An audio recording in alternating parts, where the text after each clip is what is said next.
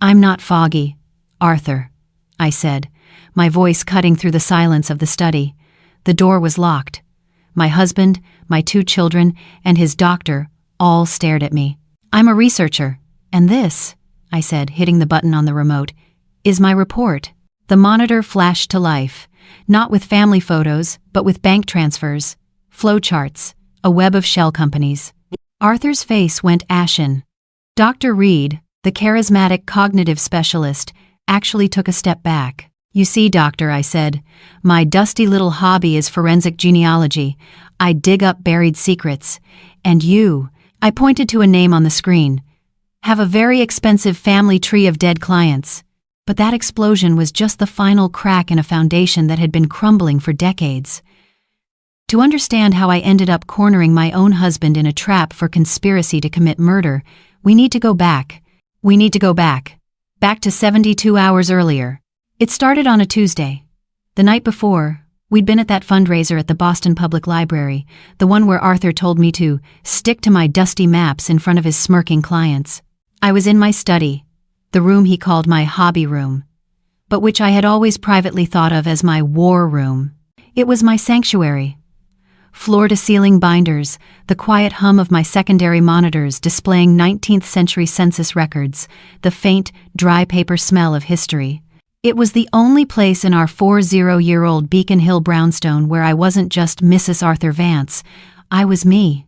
I was tracing a complex line of Irish immigrants who had vanished in the 1,870 seconds, and I was close to finding them. My phone rang, a private number. I almost let it go to voicemail, assuming it was another committee chair for the museum. Eleanor. The voice was young, tense. I sat up straight, the census records vanishing from my mind. It was Marco.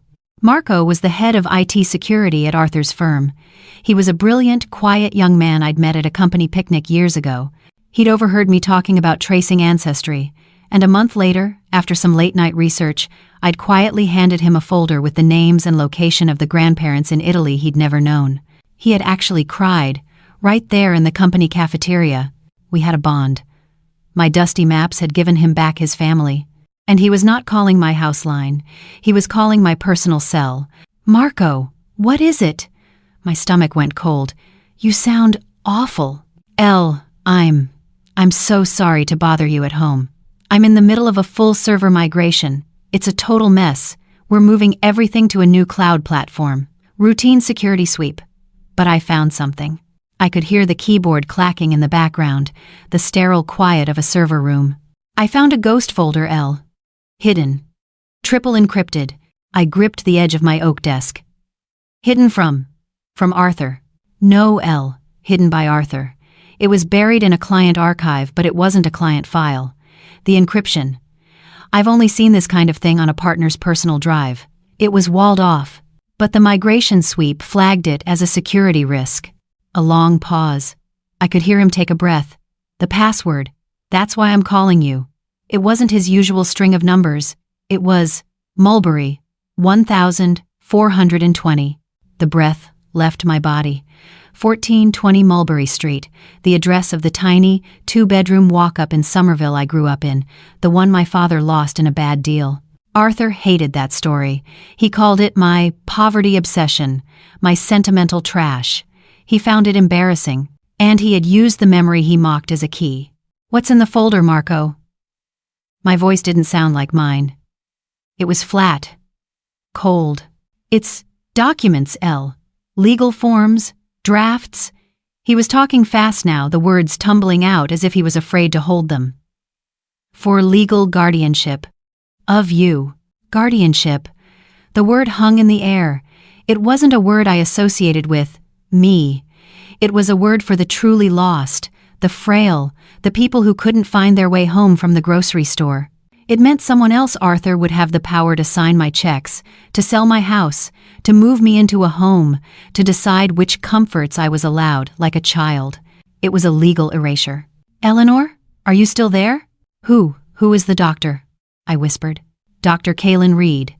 There are scanned medical reports and letters, all signed by her, citing rapid cognitive decline, severe memory impairment, paranoid delusions. They're dated for next month. He has them ready. He's just waiting to pull the trigger. Dr. Kaelen Reed. The name hit me like a physical blow. The celebrity geriatric psychologist. The one Arthur had been praising for months.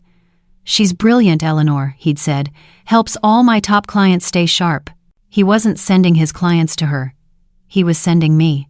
There's more, Marco said, his voice dropping to a harsh whisper. Why?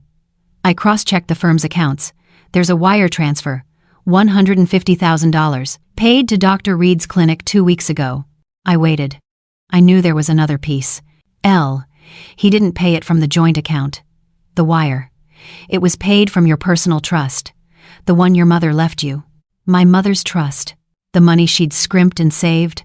The money that gave me my only piece of independence from Arthur's old money arrogance. He's smart, but he has no soul, Eleanor. She'd told me on her deathbed. Keep this for yourself. For a rainy day. It was as a rainy day. It was a hurricane.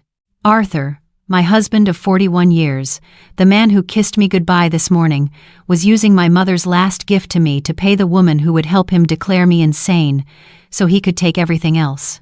The betrayal was so cold, so efficient, it burned right through the shock and left nothing but steel. He had underestimated me. He and all his elite friends saw me as a quiet, polite woman who arranged flowers and chaired fundraisers. They forgot what I actually do. Marco, I said, and I was proud of how steady my voice was. Can you send me everything? To my private email. The one we used for your genealogy research. Already sent, Elle. And I scrubbed the server logs. As far as anyone knows, I never saw it. It's just part of the migration data. It's gone. Thank you, Marco. You're a good man. What are you going to do? He asked, his voice filled with worry. Call the cops? I'll testify. I'll give them everything. I looked at my wall. All those family trees. All those lines connecting parents to children. Tracing deaths, births, marriages. I was a researcher. My job is to find the pattern. No, Marco, I said, my voice like ice. If I call the police, I'm just a hysterical wife. He's Arthur Vance. She's Dr. Kaelen Reed. They'll bury this. And me. In a sea of plausible deniability. They're already building the case that I'm paranoid. I took a deep, steadying breath. This isn't a job for a cop. I hung up the phone. I didn't cry. I didn't scream. The woman who had been Mrs. Arthur Vance's just 10 minutes ago was gone. In her place was a forensic genealogist with a new, very personal case. I turned to my primary monitor and closed the 1,890 census file for that lost Irish family. I opened a new, blank spreadsheet. The first cell, in bold, 12-point font, read, Dr. Kaelen Reed. This, I whispered to the empty room, is a job for a researcher. And for the next 6 hours, that's exactly what I was. I didn't move from my chair. I didn't eat. I just typed, cross-referenced, and built the first layers of a new, terrible family tree. I was so deep in the digital rabbit hole, following the faint breadcrumbs of Dr. Reed's professional history, that I almost missed the sound. The click-clack-click of the heavy brass deadbolt on the front door. 6:15. On the dot. Arthur was a man of infuriating, locomotive-like punctuality. My body tensed, my heart hammered, not with fear, but with adrenaline. This was the first test. I clicked the spreadsheet closed, minimizing it to a harmless icon. I pulled up the genealogy file for that Irish family. I rubbed my eyes, forcing the cold, analytical focus from my face, and tried to replace it with, what? The mild, pleasant vacancy he was used to. I heard his footsteps, heavy and confident on the antique Persian runner. He owned this house. He owned this life. He owned me. The smell of his expensive wool overcoat and the faint, sharp scent of sandalwood cologne entered the room before he did. Eleanor, darling? Still in your hobby room. I turned in my chair, blinking, as if emerging from a fog. I arranged my face into a soft, welcoming smile. Mask on. Arthur, you're home, I said, my voice warm. He stood in the doorway, a perfect picture of Boston establishment. Silver hair, crisp white shirt, the silk tie loosened just so. He was smiling, but it wasn't a real smile. It was a smile of concern. Oh, God. The performance was starting. "You'll never guess where I found these," he said, dangling my car keys from his finger. I felt a jolt of ice in my stomach. I'd used those keys this morning to go to the market. I had left them in my coat pocket by the door. I knew it as surely as I knew my own name. "Where?" I asked, playing along. "In the refrigerator, darling," he chuckled, a soft, sad sound, tucked right behind the milk. Again. Again. The word was a scalpel. He was creating a pattern. I knew, with absolute certainty, that he had moved them. I put my hand to my chest in a perfect pantomime of flustered embarrassment. "Oh, Arthur, no. Goodness, I am getting as bad as my mother was." It was the perfect line. He loved to hear his narrative confirmed. He loved to be the stable one, the rock, managing the sentimental and flighty women in his life. He walked over and placed the keys on my desk, his hand lingering on my shoulder. His touch felt like a spider. "We'll take care of it, Elle. Don't you worry your pretty head about it," he said, that old, familiar, patronizing phrase. The one that used to make me feel small but now just made me feel cold. "Speaking of," he said, sighing, I had to smooth things over with Robert at the bank this afternoon." I looked up, letting my eyes go wide with confusion. "Robert? What about the estate planning meeting, dear? You missed it." He looked at me with such profound, practiced sadness. "We confirmed it over breakfast, remember? 9:30. You just never showed up." My mind raced. There was no meeting. I was here. I was here all morning. You're building a record. You're creating a paper trail. I fumbled for my phone, scrolling through the calendar. "Arthur, I don't see it here. I would never just forget." I let my voice crack just a little. "Are you sure?" "That's just it, dear." He knelt beside my chair, taking my hand in his. His skin was warm, his grip firm. The grip of a man who believes he is doing something difficult but necessary. "You've been foggy, Elle. Ever since that fundraiser, you've seemed 1,000 miles away. You're here, but you're not. You're forgetting. Well, you're forgetting everything." He wasn't wrong. I was 1,000 miles away. I was in a digital server, in a hidden folder, looking at the blueprint for my own destruction. He just had no idea where I'd gone. I've just been tired," I whispered. It was a weak defense, and we both knew it. "I know, darling, I know." He squeezed my hand. "And honestly, I'm worried sick. The keys, the meeting, that friend of yours from the museum you didn't recognize last week. A woman I had never met in my life," my mind screamed. "Another test, another trap." "That's why," he said, standing up, his tone shifting to one of gentle, loving authority. "I took the liberty. I booked you an appointment." Here it was, the handoff. "An appointment?" "With Dr. Evans." He smiled sadly. "No, dear. Dr. Evans is a lovely man, but this is a bit more specialized. I just want you to talk to someone. Get a baseline. For my peace of mind. Really. So I can stop worrying." He wouldn't say her name. Not yet. He wanted me to walk into the spider's web all on my own. I had to play the part. I had to be the reluctant, slightly proud wife, overruled by her loving, logical husband. I looked away, toward the window. "Oh, Arthur, I really don't think that's necessary. I'm just tired. A specialist. It sounds so dramatic." "Eleanor," he said, his voice firm, the silk replaced with a hint of steel. "I insist. For me. Please." I held the silence for a long beat. Then I let out a long, weary sigh. I turned back to him and gave him a small, watery smile. "But if it will make you feel better, dear, of course. Whatever you think is best." The relief that washed over his face was almost comical. He had won. His foggy wife was docile. She was manageable. He had his hand on the tiller, and the ship was turning exactly where he wanted it to go. He kissed my forehead. A cold, dry kiss that felt like a seal. "Good girl," he whispered. "The appointment is Thursday, 10 a.m. I'll have the car take you. Now you rest. You've had a long day. I'll have dinner brought in." He walked out of the study, closing the door behind him with a soft, definitive click. I sat perfectly still, listening to his footsteps fade down the hall. I counted to 10. My eyes snapped open. The confused wife evaporated. I turned back to my monitor, my fingers flying across the keyboard. The file for Dr. Kaelen Reed flashed back onto the screen. Thursday at 10, I whispered to the glowing screen. You want a baseline, doctor? Let's see what your baseline really is. A baseline. The public baseline for Dr. Kaelen Reed was spotless. Perfect. Even. I'd already run the standard searches in the hours before Arthur came home. Graduated summa cum laude from Johns Hopkins. A glowing, media-darling profile in Boston Magazine as the mind healer of Beacon Hill. A waitlist a year long, filled with the who's who of New England. Her digital footprint was a fortress. But I'm not a hacker. I'm a genealogist. I wasn't attacking from the front. A genealogist knows that no one just appears. Everyone leaves a trail of paper. You're born, you're registered, you're counted. I started digging. Not for Kaelen Reed, but for her entire family tree. I needed to know who her parents were, where she came from, what she was before she became. This. The public files listed her as 40 years old, born in New York. Simple enough, but the records were too clean. It was like she was born at age 18, the day she applied to college. I found a birth certificate, but the file was sealed.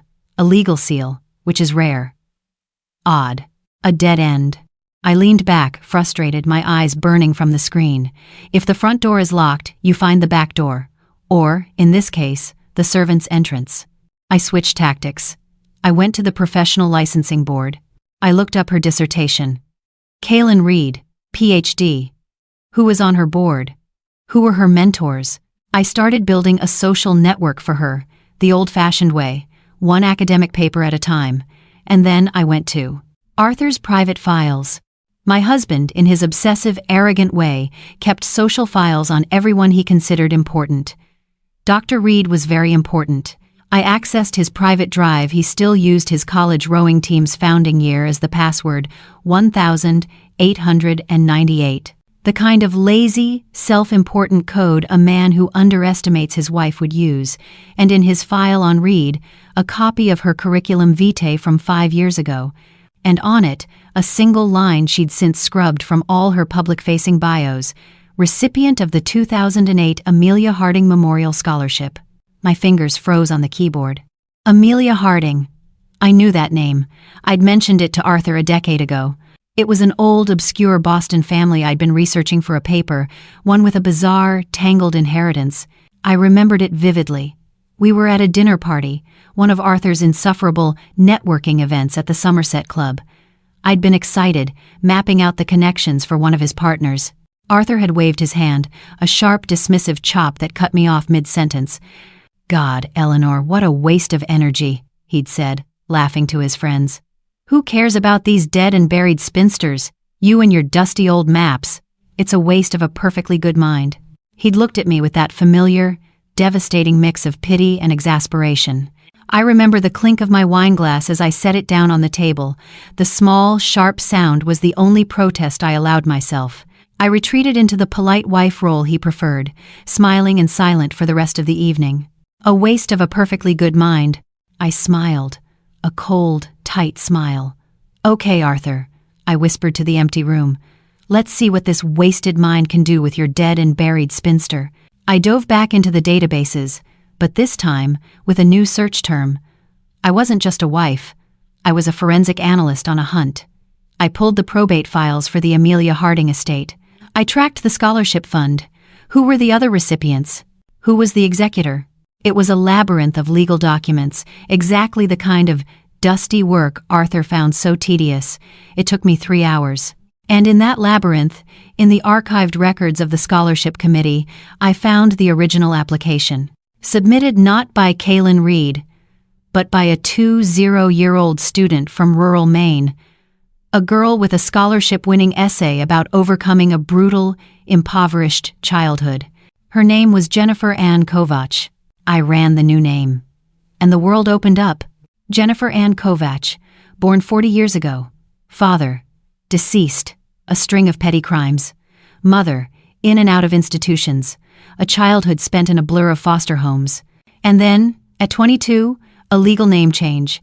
The day after her college graduation, she had scrubbed Jennifer, the poor, traumatized girl from Maine, from the face of the earth. And in her place, The sophisticated, brilliant, and entirely manufactured Dr. Kaelen Reed was born. I sat back, the pieces clicking into place with a horrifying, cold logic. This wasn't just an ambitious woman reinventing herself, like some 1,940 seconds movie star. This was a total, calculated erasure of a past. It was sociopathic in its perfection. She wasn't just a doctor. She was a ghost. She knew how to bury a life, and now she was planning to bury mine. I looked at the clock. 3 a.m. I had just over 30 hours until my appointment, my meeting with Jennifer Kovach. I finally had her baseline, and I knew as I shut down the monitor that I wasn't walking into a doctor's office. I was walking into a predator's den. And on Thursday morning, I dressed the part of the lamb. I chose my beige cashmere sweater set, the one Arthur always said made me look comfortably domestic. I wore my pearls. I put my hair up, but let a few flustered strands fall. When the black town car arrived precisely on time, of course I looked like exactly what I was supposed to be, a wealthy, slightly frail Boston wife, being handled by her concerned husband. The drive was silent. I watched the familiar brick and cobblestone of Beacon Hill give way to the sleek, glass and steel towers of the financial district, and then to the seaport, where new money was building its monuments to itself. Dr. Reed's wellness clinic wasn't in a medical building. It was on the penthouse floor of a new, obscenely expensive high-rise, the kind of place that had a lobby ambassador instead of a doorman. The elevator opened not into a hallway, but directly into her waiting room. And it was terrifying. It wasn't a doctor's office. There were no highlights magazines, no plastic chairs, no smell of latex and antiseptic. This was a high-end spa designed by a minimalist architect. The walls were all white marble. The chairs were low, backless, and looked like art sculptures. The only sound was the faint, electronic hiss of a white noise machine. The air smelled faintly of ozone and, strangely, nothing. It was a sterile, beautiful, airless vacuum. A receptionist, who looked more like a model, smiled at me without moving her eyes. "Mrs. Vance, Dr. Reed is expecting you." I was led down a long, white corridor. My sensible heels clacked too loudly on the polished concrete floor, and I felt a flush of embarrassment. I was the only thing in this entire space that wasn't silent, sleek, and perfect. Dr. Reed's office was at the end, a corner room with floor-to-ceiling windows overlooking the entire Boston Harbor. The view was a flex. It screamed power, money, and distance. And there she was, Jennifer Kovach. She wasn't in a white coat. She was standing by the window, hands clasped behind her back, wearing a navy blue Armani suit that probably cost more than my first car. She was tall, charismatic, with dark hair pulled back in a severe, elegant bun. She looked like a CEO, not a psychologist. She turned and her face broke into a smile so warm, so brilliant, it was like a spotlight. It was $1 million, 1,000-watt weapon. "Eleanor, it is so wonderful to finally meet you," she said, gliding across the room and taking both of my hands in hers. Her grip was firm, her skin cool. "Arthur has told me so much about you." Internal monologue. "Arthur has told you nothing. You've read a file. Your name is Jennifer." "Doctor, it's very kind of you to see me on such short notice," I said, my voice soft, my eyes downcast. "Mask on. Please, call me Kaelen. And this," she gestured to the two plush white chairs facing each other, no desk between them, "is just a conversation, a chat, Arthur and I. We just want to get a snapshot of where you are. A baseline." There was that word again, baseline, the word they'd used to measure my decline. We sat. Her eyes were incredible, dark, intelligent, and utterly unblinking, like a shark's. She didn't just look at me, she scanned me. "So," she began, her voice a low, soothing cello. "Arthur mentioned you've been feeling a bit in a fog lately, forgetting little things, keys, appointments. Is that fair to say?" I suppose so," I whispered, wringing my hands in my lap. "I just feel so muddled. I used to be so sharp, Doctor. My hobby is genealogy. I trace, family trees. It requires such detail. And lately," I trailed off, letting her fill in the blank. "Lately the details are slipping. She finished for me, her voice dripping with sympathy. It's the most common complaint I hear, Eleanor, and it's completely normal. She smiled again. So, let's just play a few simple games, just to see how your brain is organizing information today. Nothing to be nervous about. She pulled out a tablet, and the slow burn began. It wasn't draw a clock. It was brilliant. It was designed to be failed. Okay, Eleanor, she said brightly. I'm going to read you a list of 15 words. I want you to tell me which ones are natural like a tree and which are man-made like a chair. While you're doing that, I want you to remember all 15 words. Ready. Internal monologue. A dual task exercise, testing working memory against an executive function task. She's looking for interference. She wants me to fail at both. She read the list. Fast, river, button, stone, glass, hammer, leaf, mountain, pencil, silk, brick. Oh, I said, pressing my fingers to my temples. River is natural. Button is man-made. Stone. Oh, that's natural, isn't it? Or is it? No, natural. Glass. I deliberately mixed up stone and brick. I fumbled. I paused. And now, she said, her smile never wavering. Can you repeat the list back to me? I stared at her blankly. I'm so sorry. I was so focused on the categories. River, and, button, I can't. I've lost them. I'm so sorry. No, not at all, she said, her voice a chipper, lethal blade. She made a note on her tablet. That's perfectly fine. Let's try another one. This is a logic puzzle. She presented a complex scenario about 5 neighbors, their house colors, their pets, and what they drank. It was a classic, high-level LSAT-style logic problem. Internal monologue. This isn't a cognitive test. This is an IQ test. No 6'2" regardless of their health, is expected to solve this cold. She's not testing for decline. She's gathering proof of incapacity. I love logic puzzles. I could have solved it in 3 minutes. Instead, I looked at the screen, my brow furrowed. I moved one of the digital clues and then moved it back.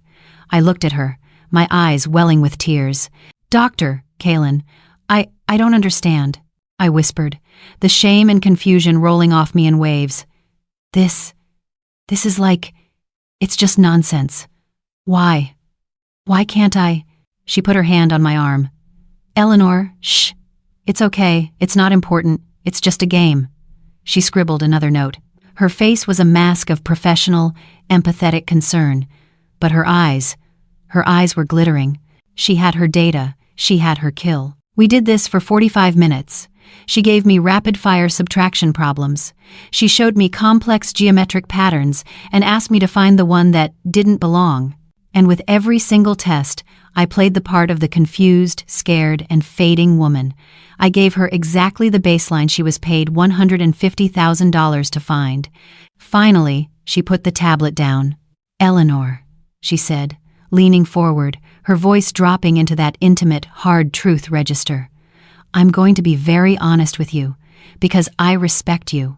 You are showing some significant gaps, some clear deficits in your short-term recall and your executive processing. It's good we're catching this now.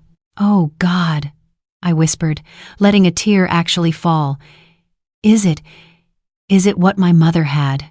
Dr. Reed's face softened into a perfect, compassionate frown. It's too early to say for sure, but I think it's very important we get you on a comprehensive support plan. Arthur, your husband, is right to be concerned. You shouldn't be managing things like finances or complex schedules on your own right now. You need help. She had just pronounced me incompetent. She had just given Arthur the medical key to my entire life. I stood up, shaky, pulling my beige cardigan around me like armor. Thank you, doctor. You've given me a lot to think about. She walked me to the door. You're a strong woman, Eleanor. We'll get through this together. I walked down that long, white, echoing corridor. I didn't look back. I stepped into the elevator, and as the doors hissed shut, my confused face, my scared eyes, my fumbling demeanor, they all fell away. My face was stone. I had the data I needed. I had seen the predator. I had watched her methods. And now, my research could truly begin. The town car door shut with a quiet, expensive thud. I walked into my house, the beige cashmere sweater suddenly feeling like a costume. I didn't stop in the kitchen. I didn't take off my coat. I walked straight into my study and locked the door. The mask didn't just fall off. I tore it off. The frail, flustered woman from the clinic vanished. My face was cold. My hands were steady. My research could truly begin. I sat at my command center, the 3 monitors glowing in the dim light. My first search had been on Dr. Reed. Now, I had to search her method. I needed to know her victims. I sent a 1-line encrypted text to Marco. I need the full client list. Everyone Arthur personally manages. Now, less than 5 minutes later, a file appeared. It was massive, hundreds of names, a roll call of Boston's oldest and wealthiest families.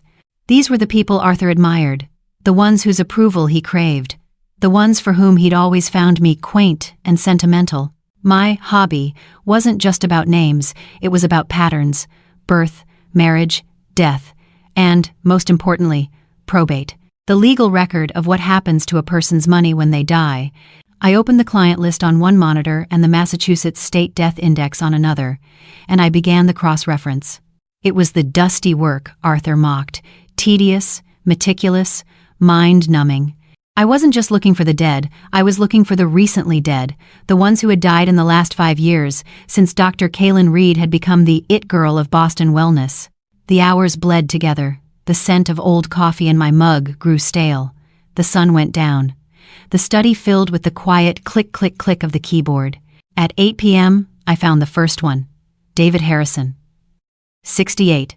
Died 18 months ago. Cause of death. Sudden cardiac event. A massive multi-million-dollar account, one of Arthur's biggest. I remembered his wife, Anne, a lovely woman who loved gardening. At 10:30 p.m., I found the second. Charles Penrose, 72. Died 9 months ago. Accidental overdose of prescribed painkillers, another one of Arthur's clients. By 1 a.m., I had a third, Michael Donovan. 65. Died 3 years ago. Fatal boating accident. My blood ran cold. This wasn't a coincidence. This was a culling. I wasn't a genealogist anymore. I was an actuary. 3 wealthy, older male clients of my husband, all dead within 3 years, all from accidents or sudden events. Now, the real work. I dove into the probate court archives. This was my domain. The public record, where all the secrets are hidden in plain sight, buried under mountains of legal jargon. I started with David Harrison. His will was simple. Everything left to his children. But in the final accounting of the estate, I found it. A line item that made my breath catch. A final, post-mortem consulting fee of $500,000 paid to an entity called the Harding Wellness Initiative. Harding. My hands flew across the keyboard. I pulled up my old, useless research. The dead and buried spinster, Amelia Harding. The scholarship, Dr. Reed's scholarship. This wasn't just a fee. This was a signature. Jennifer Kovach, the poor girl from Maine, had taken the name of her first big break, the Amelia Harding Scholarship, and turned it into a brand she used to launder the money of her dead victims. I checked Charles Penrose's file. There it was again, a $400,000 charitable donation to Amelia's future fund. Donovan's file. The Harding grant. She was arrogant. She was using the very dusty old money structure that Arthur and his world found so boring as a personal encrypted filing system for her murders. She was hiding in plain sight. But the pattern was wrong. It didn't make sense. Why the men? I pulled up the obituaries again. I read them. But this time, I wasn't looking for the men. I was looking for the wives. David Harrison's wife, Anne, was institutionalized for severe, early-onset dementia 6 months before his death. Charles Penrose, a widower whose beloved wife, Mary, had passed away the year before from complications related to Alzheimer's. Michael Donovan, his wife, Sarah, had been in a long-term care facility for cognitive decline for 2 years. Oh, God! The room spun. I gripped the desk. It was never about the men. It was about the wives. Dr. Kaelen Reed, the mind healer, didn't cure cognitive decline. She weaponized it. The method was clear, cold, and horrific. Step 1. The feeder, a husband, like Arthur, identifies a target, his wealthy, inconvenient wife. Step 2. He sends her to Dr. Reed to get a baseline. Step 3. Dr. Reed manufactures a rapid cognitive decline, fabricating the evidence needed to have the wife declared incompetent. Step 4. The husband seizes control of the entire family estate, using the wife's illness as legal cover. Step 5. And then, the part Arthur hadn't thought of. Dr. Reed eliminates her only co-conspirator, the husband, the accidents, the sudden heart attacks. She leaves no witnesses. She just collects her consulting fee from the estate she now effectively controls, laundered through her Harding shell companies. I looked at the $150,000 wire transfer from my mother's trust. It wasn't just a payment for my baseline, it was the down payment on my erasure. Arthur, my God, that arrogant fool. He wasn't her partner, he was her feeder. He thinks he's finally found someone as brilliant and ruthless as he is. He thinks they're in this together. He thinks they'll get rid of me, he'll be free, and they'll ride off into the sunset. I leaned back in my chair, the war room suddenly feeling like a tomb. You idiot, Arthur, I whispered to the empty, silent house. I'm not the only one on her list. I'm just next. But I wasn't going to be a victim. I wasn't going to be another accidental death. Arthur was a pawn, an arrogant fool blinded by his own greed. He was a symptom. The disease was Dr. Kaelen Reed, Jennifer Kovach. For the next 24 hours, I lived inside my war room. I ate at my desk. I slept for 2 hours in my chair. I had the murders, the shell companies, the gaslighting. Now I needed the how. How do you trap a ghost? I couldn't go to the police. Not yet. It was my word, the word of a foggy, confused wife against a media-darling doctor and a pillar of the financial community. My research was just a paranoid delusion. They had paid $150,000 to pre-write that exact narrative. If I confronted her, she'd deny it, and I'd be in a 72-hour psychiatric hold before I could say, probate court. No. I couldn't attack her fortress from the front. I had to get inside. I had to do something that would shake her perfect, calculated control. I had to do the one thing she wouldn't expect. I had to confirm her diagnosis. I needed a public stage, a place she felt safe, and I was expected to be a prop. I checked the society calendar. And there it was. Friday, the New England Acquisitions Luncheon at the Museum of Fine Arts. Dr. Reed was listed as a distinguished guest at the head table. Arthur, naturally, had a table for his firm. I walked to my closet, past the sharp, capable navy suits I wore for my own research, and pulled out the uniform again. The beige cashmere, the sensible pearls, the mask. The museum was flooded with afternoon light, the sound of 1,000 polite conversations echoing off the marble. It smelled of old money and new flowers. I saw Arthur at his table, holding court, laughing. He saw me, and his face tightened for just a second before he plastered on the concerned smile. He'd been trying to get me to rest all morning, to skip the luncheon. He didn't want his foggy wife embarrassing him. Eleanor, darling, he said, rising, I'm so glad you felt up to it. But are you sure? You seem pale. I just needed to get out, dear, I whispered, clutching my purse. I feel so cooped up. Well, you stay right here. I'll get you a water. Don't wander off. He patted my hand, that gesture of patronizing ownership. The second he turned, I slipped away. I was a ghost. I was the polite, invisible wife everyone was used to seeing. I drifted through the crowd, past sculptures and glass cases, my heart a cold, steady drum. And then I saw her. Dr. Reed. Kaelen. Jennifer. She was magnificent. She was in a sharp, blood-red suit, a stark contrast to my beige. She was surrounded by the city's most powerful trustees, her hands gesturing gracefully, her brilliant smile holding them all captive. She was the predator, at the very top of her food chain. I waited. I watched. And when a trustee laughed and turned to grab a champagne flute, I made my move. I walked toward her. Mask on. My eyes wide and lost. I looked confused, as if I was searching for someone. I accidentally brushed her arm. She turned, her professional smile already in place, ready to dismiss a fumbling old woman. "Oh, forgive me," I said, my voice breathy and frail. I looked up at her, and I let my face light up with recognition. "Anne," I gasped, clutching her arm. "Anne Harrison. My goodness, I didn't know you'd be here. How are you, dear?" The smile didn't drop, but it froze. It became a rictus. The warmth in her eyes vanished, replaced by the flat, cold black of a camera lens. She knew that name. Anne Harrison. The wife of her first victim, the one who was locked away in a high-end facility, diagnosed with severe, early-onset dementia. Internal monologue. That's it. A micro-flinch at the jaw. "You know her. You buried her." I'm afraid you've mistaken me for someone else," she said, her voice a perfectly modulated, smooth, cold surface. "Oh no, don't be silly," I said, leaning in, my confusion making me inappropriate. I didn't lower my voice. The people around us started to notice. "It's me, Eleanor. Eleanor Vance, Arthur's wife. We met at the club." I looked at her, my head tilted. "Oh, but Anne, you look so different, so healthy. I'm so glad. After everything." I saw the flicker, the shift from annoyance to alarm. A confused old woman was a nuisance.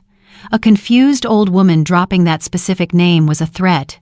"Mrs. Vance," she said, her voice dropping, trying to take control. "I'm Dr. Reed, Kaelen Reed. We met yesterday, at my office, remember?" I pulled back, my face a mask of sudden, dawning horror. I looked at her, really looked at her, as if I was seeing a monster. "Dr. Reed," I whispered, and then I delivered the reverse gaslight, the line that would prove her diagnosis. "But no, that's not. I just saw you." My eyes darted to the empty space beside her. You were just talking to David, to Mr. Harrison."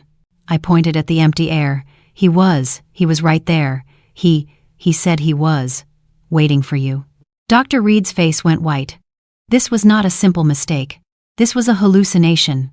A public, paranoid, delusional break.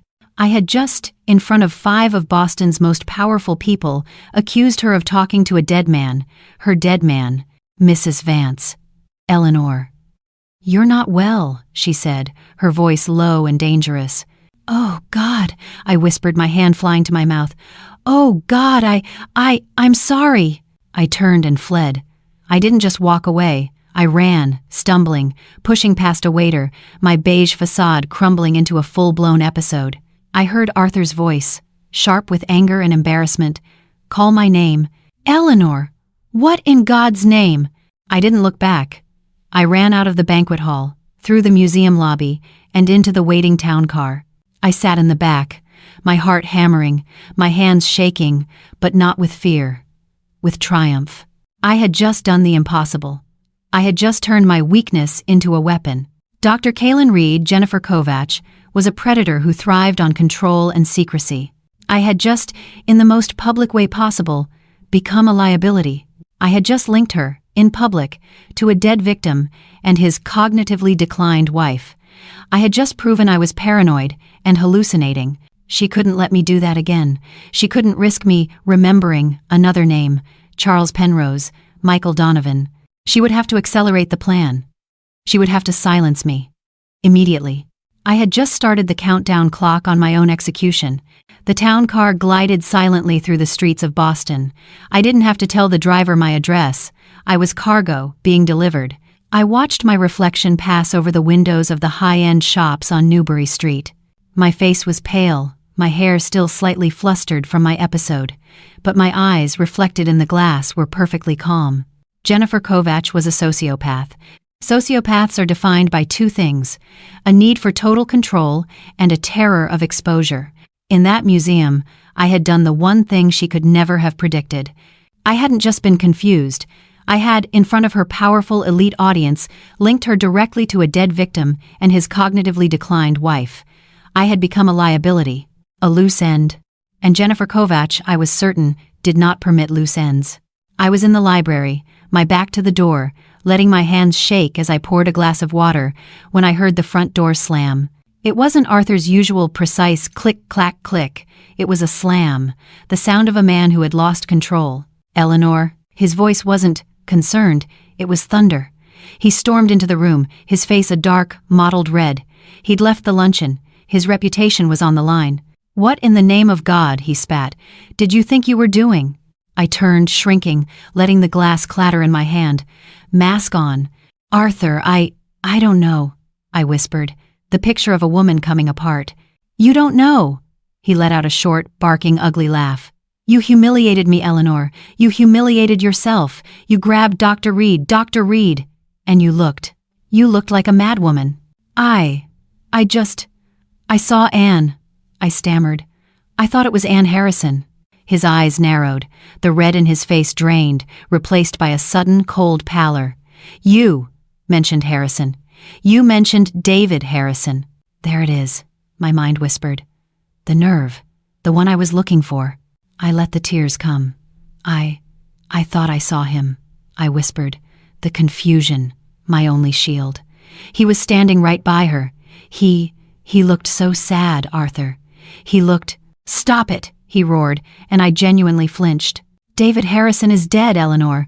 He's been dead for almost 2 years. You know that. You went to the damned funeral." I know. I crumpled into the high-backed armchair, burying my face in my hands. "I'm sorry. I don't know what's happening to me." He stared at me, his chest heaving. I could feel his eyes on me.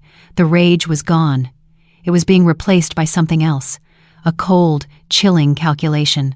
He was looking at me, but he was seeing the guardianship application. He was seeing the finish line. He walked to the antique sidebar, the one we bought in Nantucket, and poured himself a scotch, a large one. He didn't offer me one. "I just got off the phone with Kaelen," he said, his back to me. His voice was dead flat. "She's deeply concerned. She's filing a report, your episode, today. She's classifying it as a severe delusional break, a danger to self and others." "A danger." My voice was small, muffled by my hands. He turned. The concerned husband was back, but this was a new version. This was the tough love mask, the one he wore when he was about to do something truly cruel. "Eleanor, this has gone too far. I can't watch you do this. I can't watch you destroy our family's name." "Do what?" "Fade away," he said, his voice heavy with a false, stage-managed sorrow. "Fall apart. I'm taking charge, Elle. I'm doing what a husband is supposed to do. I'm protecting you." "Protecting me? From what?" "From yourself," he said, his voice hardening. "Dr. Reed agrees. This hobby of yours." He waved a hand at my study down the hall. "These dusty maps. It's obsessive. It's pulling you away from reality. You need a real rest." My blood went cold.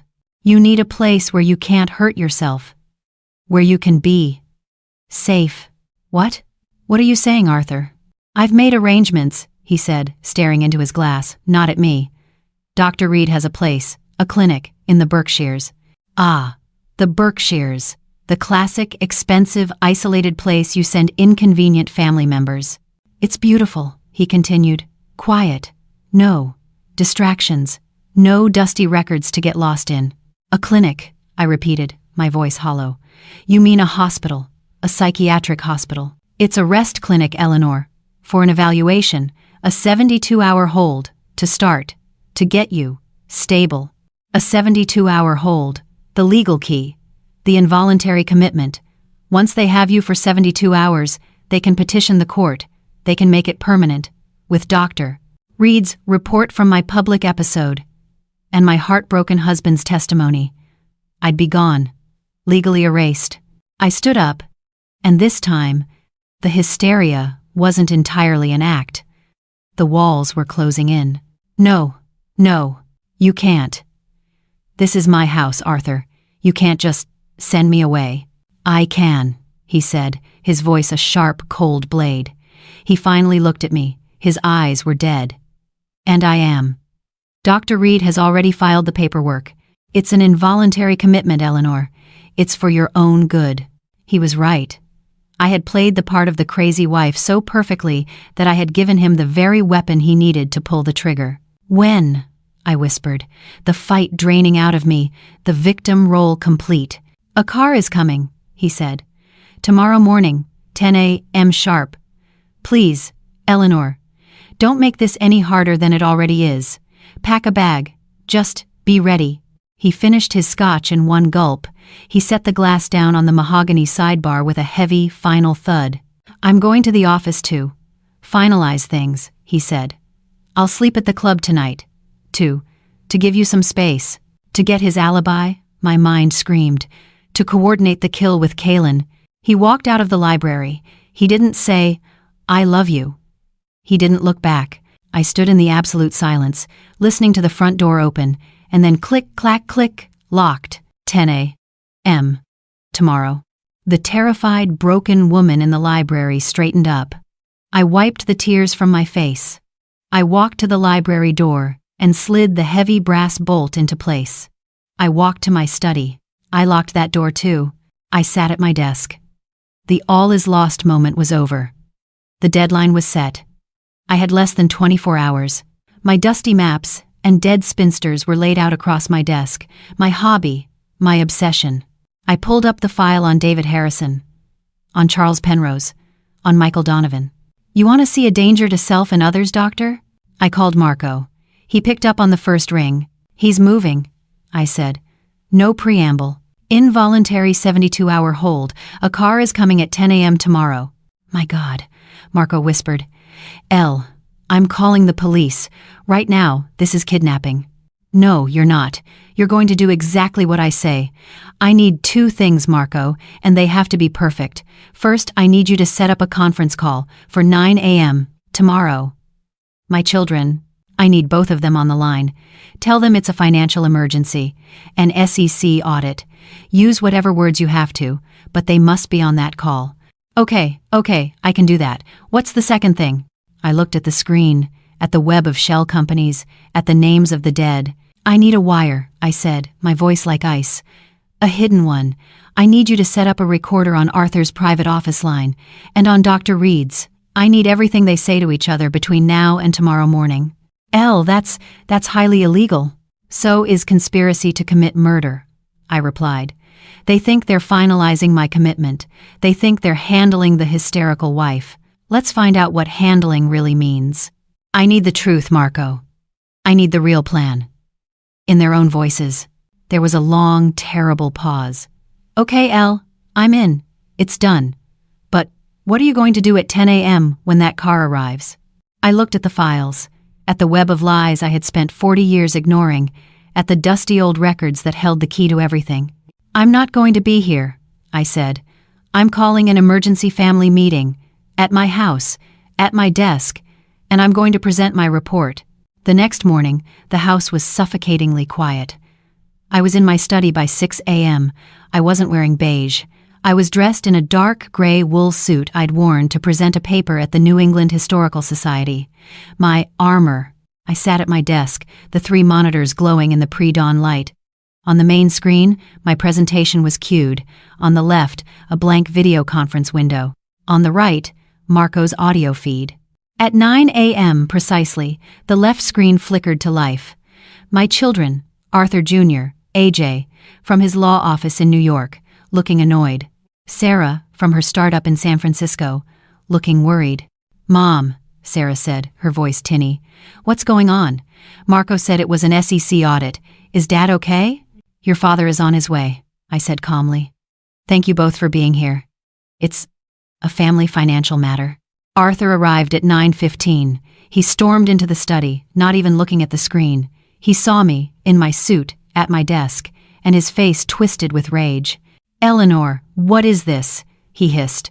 "A conference call? You're supposed to be packing. You are making this 1,000 times harder than it needs to be." "They're my children, Arthur," I said, my voice even. "They deserve to know about this financial matter before I'm sent away." "Good," he snapped. "Fine. You want to do this in front of them? Let them hear it. Let them hear how sick you are." He turned to the screen. "AJ, Sarah, your mother is not well. She had a A terrible public episode yesterday. The doorbell rang. Arthur smiled, a thin, cruel smile. Ah, that must be the doctor. She insisted on being here, as a medical consultant, to help you understand. He went to the door. I heard his voice, smooth and solicitous. I heard her voice, that low, soothing cello. Dr. Kaelen Reed Jennifer Kovach walked into my study. She was in a crisp, white suit, the picture of clinical authority. She nodded at me with a look of profound, false pity. "Eleanor, I'm glad you're still here. This is the right choice."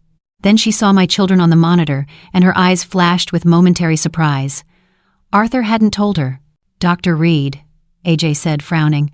What is this? My father says my mother is sick." Dr. Reed turned her million-watt compassionate smile to the camera.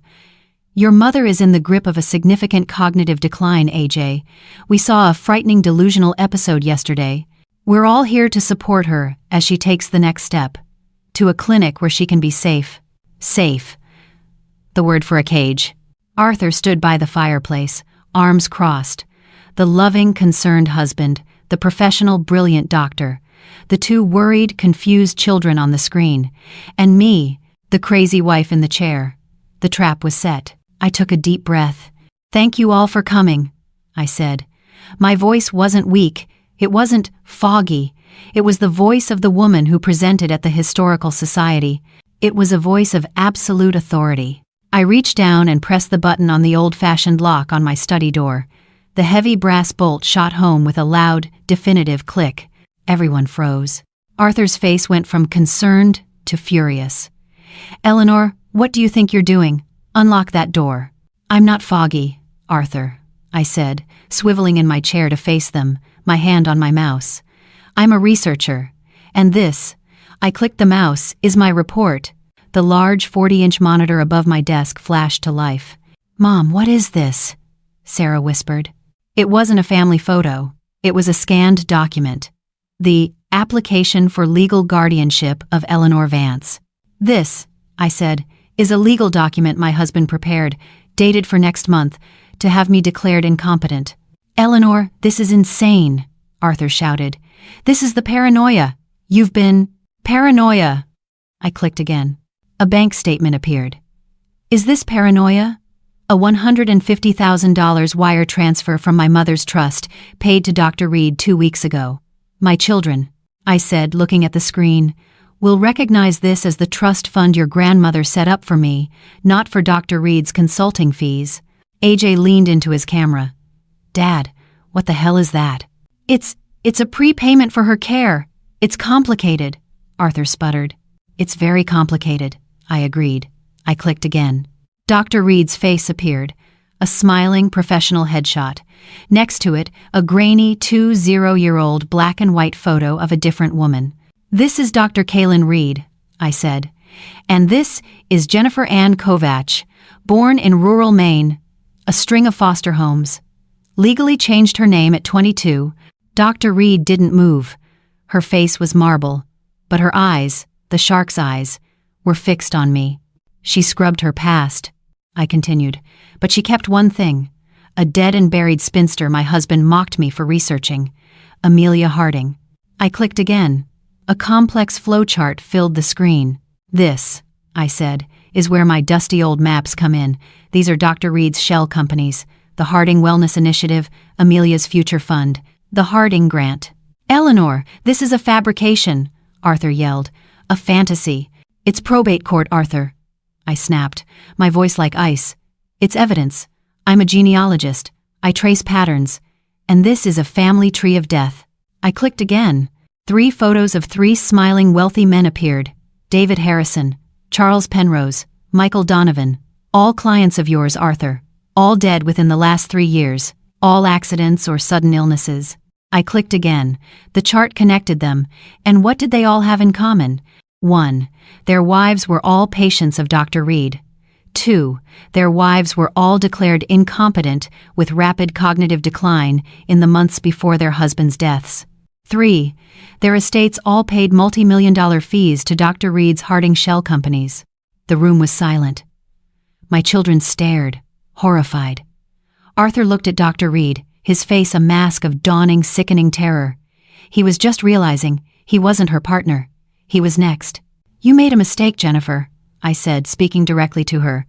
"You were arrogant. You used the one obscure family name in all of Boston that I had already spent a decade researching. You signed your work."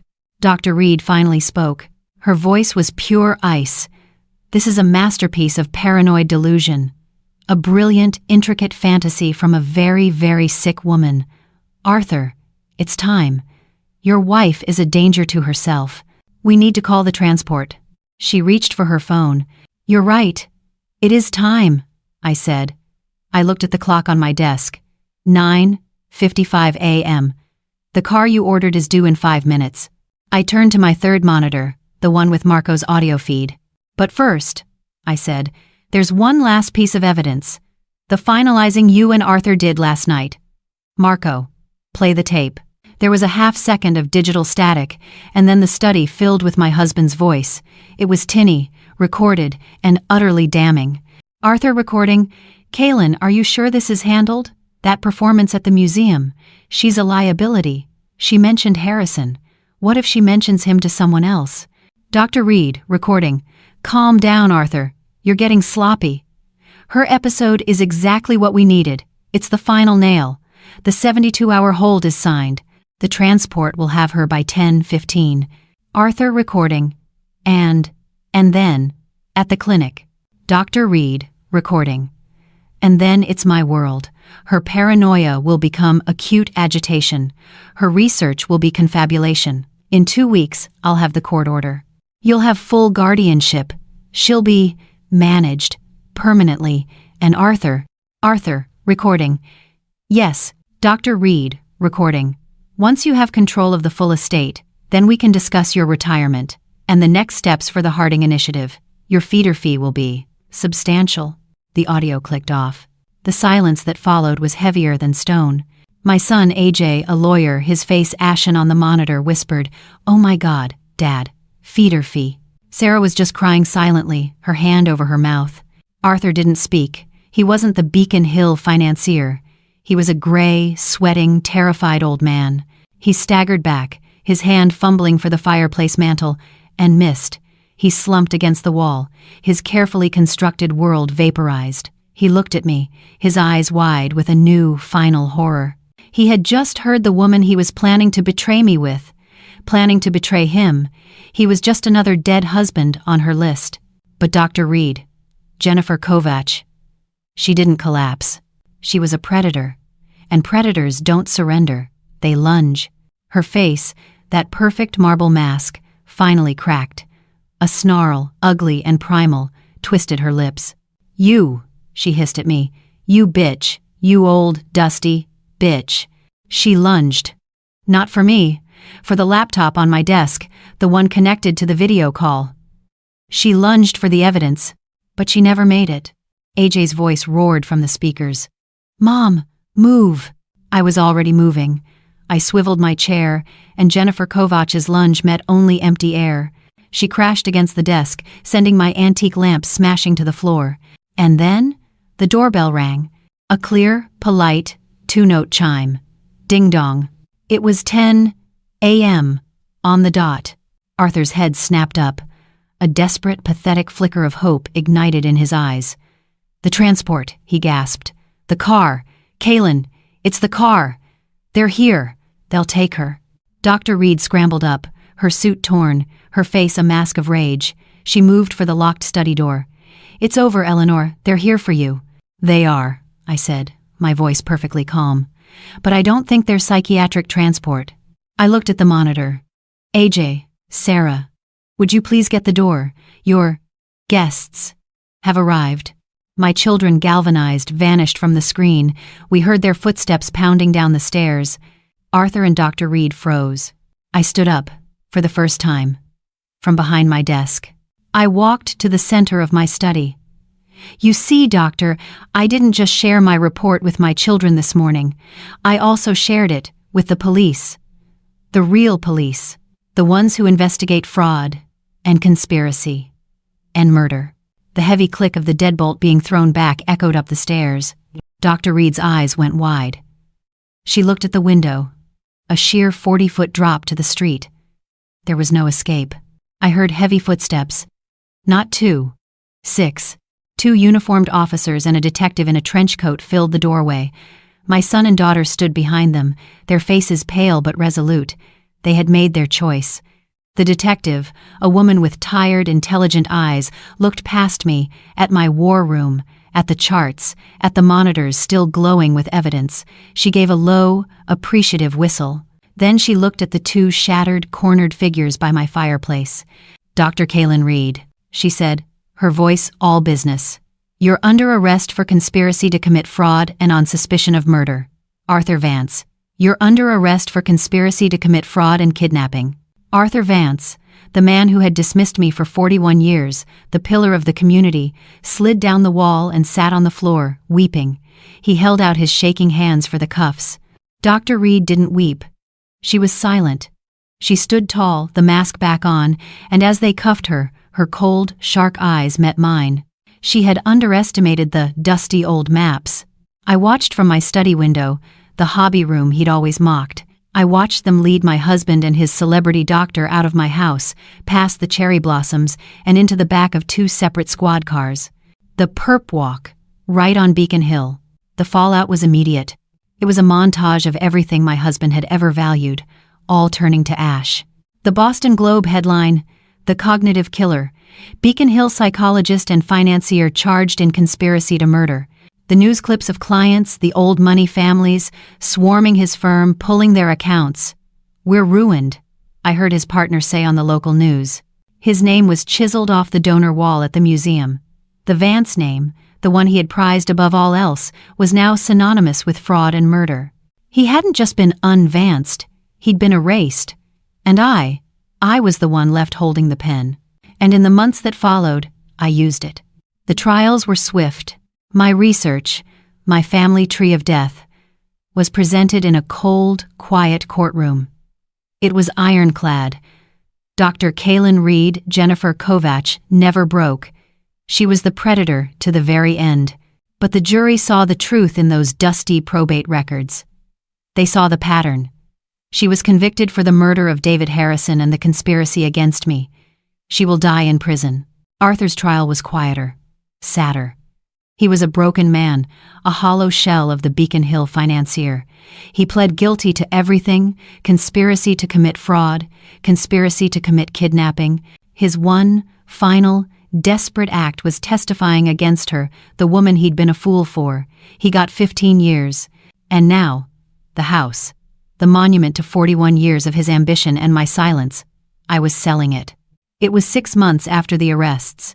The entire brownstone was hollow, echoing, filled with the sharp smell of cardboard and packing tape.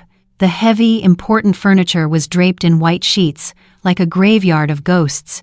The only room left to pack was my study, my war room. AJ, my son, was there. He'd flown in from New York every weekend since the arrest. He didn't say much. He just showed up, in jeans and a t-shirt, and taped up boxes. A quiet, constant penance. Atoning for all the years he'd looked at me and only seen the sentimental wife his father had described. "Where do you want these, Mom?" he asked, his voice echoing in the empty room. He gestured to a stack of binders. 19th century census data. "Storage," I said. "Label it archive." He nodded, sealing the box with a loud rip of tape. He set it by the door, next to probate law, 1880 to 1920. He paused, wiping his hands on his jeans. He looked lost. My war room was just a room again. The monitors were gone. The walls were bare, with faint, pale squares where my maps and charts had been pinned. AJ walked over to the one small stack left on my desk. He picked up the top book. It was an old, leather-bound county ledger from 1880, the one with the dead and buried spinster, Amelia Harding, the book that had been the first thread. He blew a small cloud of dust off the dark green cover. "Dust and ashes," he whispered, mostly to himself. "That's what Dad always called this stuff." I stopped taping a box of files. I looked at him. His back was to me. He turned around. His eyes, so much like his father's, were sharp and clear. but the arrogance was gone. For the first time in his life, he was seeing me. "All those years, Mom," he said, his voice thick. "All those dinner parties, all those Thanksgivings, when he'd make his little jokes. Mom's off playing with her dusty old records. And we laughed. I laughed. I just nodded. There was no need to say anything. It was the truth. We thought he was the smart one," AJ continued. He balanced the heavy book in his hands. He was the financier, the man of the world. He dealt with millions. He was the real analyst. And you, he looked around the empty room. You were just the hobbyist, the one he tolerated. He set the book down gently on the desk, as if it were a sacred object. But you weren't. You were the detective. This whole time, he was the one playing games. You were the one seeing the truth. He was arrogant, but you were the strategist. I walked over and placed my hand on the cover of the old book. The leather was dry, cool, and solid. I looked at my son, the lawyer, the man of the new world. "The dust is where they hide the truth, AJ," I said quietly. "The secrets are always in the boring details, in the sentimental trash no one else wants to sift through. They never bothered to look." He nodded, a long, slow understanding passing between us. He picked up the last empty box. Where does this one go?" I picked up the old ledger. "It doesn't," I said. "I'm taking this one with me." And I did. The old brownstone on Beacon Hill, that hollow, echoing graveyard of ghosts, is gone. Sold, along with all its heavy antique furniture, to a young neurosurgeon from Mass General. I kept my mother's trust, and in the divorce, Arthur signed over everything else. He had no choice. The Vance name, the one he'd spent his life polishing, was his to keep in his 8x10 cell. My name, I decided, was mine to redefine. 1 year later, my new office is not a hobby room tucked away in the back of a house. It's a corner office, walled in glass, 20 stories above the Boston Harbor. The furniture is steel and white leather. The air is bright. The old 1,880 ledger, the one with Amelia Harding's name, isn't in a box labeled archive. It sits in a custom-built, climate-controlled case on a pedestal, right next to my new, high-powered workstation. The dead and buried spinster has become my cornerstone. Today, I'm not in comfortable beige. I'm in a sapphire blue suit, tailored and sharp. I'm standing on a stage at MIT, under bright, modern lights, looking out at an auditorium that isn't filled with the old money wives from the museum luncheon. It's filled with data scientists, law students, forensic accountants, and advocacy groups for the elderly. I tap the microphone. The small sound echoes. "Good morning," I say, and my voice is clear, steady. My name is Eleanor Vance. For 40 years, I was a hobbyist. My hobby was genealogy. I was told often that my work was sentimental trash. I was told, in front of friends and colleagues, to stick to my dusty maps and leave the real world to the real analysts. A quiet murmur in the crowd. They know of the scandal. They read the Globe. I'm here today because I learned something. I learned that dust is just a layer of time, and I learned that sentimental trash is just data nobody has bothered to analyze yet. I'm here because 1 year ago I had to use my useless hobby to save my own life. The murmur goes silent. I discovered that the most dangerous predators in our society don't look like monsters. They look like pillars of the community. They look like celebrity doctors with glowing profiles in magazines. They look like high-powered wealth managers. And they count on one thing. They count on us believing that their work, the world of finance, of law, of medicine, is too complex for us to understand. They count on no one looking at the boring details. They count on you being a polite wife. They count on you being too old, too soft, or too foggy to follow the money. They count, I say, on being underestimated. Today, I am launching the Vance Marco Foundation, and we are here to look. I gesture to the front row. My vice president of data forensics, Marco, is here.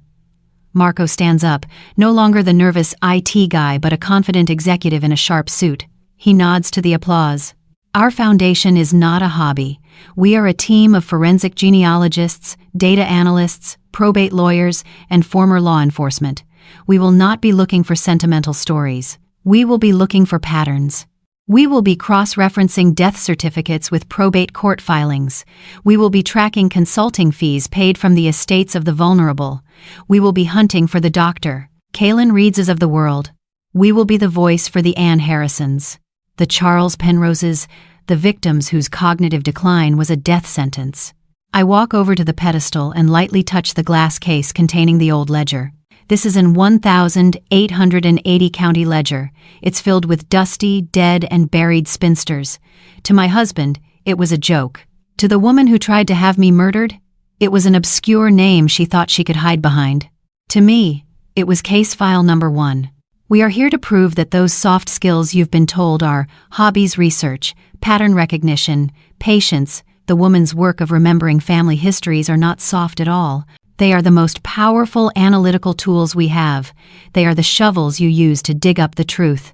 I look out at the audience, at the young, brilliant faces, ready to start their own work. My hobby saved my life. It gave me my freedom. And now, it has given me my mission. The Vance Marco Foundation is officially open. And we are ready to start digging. The story of Eleanor Vance is a powerful lesson.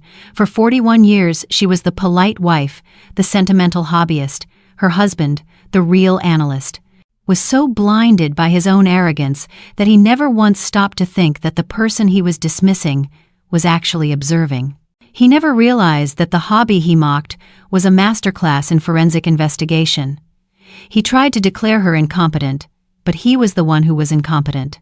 He couldn't even see the predator he'd invited into their lives, the one who was planning to kill him next. Eleanor survived, and she thrived, not by becoming someone new, but by finally unleashing the person she had been all along, a brilliant, meticulous, and ruthless researcher. She didn't just save her life, she reclaimed her identity. She took the dusty old records and turned them into a foundation. They thought Eleanor's passion was a sentimental hobby. They forgot that a genealogist's job is to dig up buried secrets and expose the truth. Never let anyone, especially those closest to you, mistake your quiet passion for a soft skill. Your greatest weapon might be the very thing they've always underestimated. So, let me ask you, what is a soft skill or a quiet hobby you have that is actually your superpower? If Eleanor's story of reclaiming her power resonated with you, let us know your thoughts in the comments below. We want to hear what you think. And don't forget to like and subscribe for more stories about the incredible, hidden strength that lives inside all of us.